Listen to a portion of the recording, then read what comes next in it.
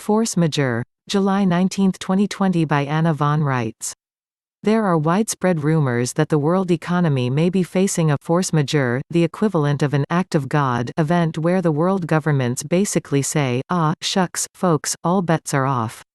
All gold certificates are, well, going to be paid off at a much reduced rate, and as Jim Willie points out, if the banks get a force majeure, they get a get-out-of-jail-free card, but after the COMEX goes bust and the London Gold Exchange goes poof. Guess what? The manipulation of gold and silver prices will be gone, which will leave the precious metals market free to escalate as much as it likes. Just imagine all the gold bugs rushing around, whispering, 'Be still, my heart.' Then what? Then the derivatives rear their ugly heads. What happens with that horror show? Another force majeure. Another get-out-of-jail-free card.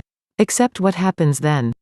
The bond market, the stock exchanges, and everything else collapses, and it becomes completely obvious that all the banks are bankrupt. All of them. But here's the really queer thing. All these same banks have been bankrupt, busted, insolvent, since at least 1933. So how can that be any big surprise to anyone? It's been this way for almost 100 years. We already fought 2 world wars over it, and, to quote Forrest Gump, there's nothing more to say about that. I have never believed in money, so this is not so hard for me to take, but I expect that quite a few otherwise reasonable and sane people will be distressed and depressed and disoriented as they wander around like lost souls muttering, "This was all a game?" Well, yes, a game.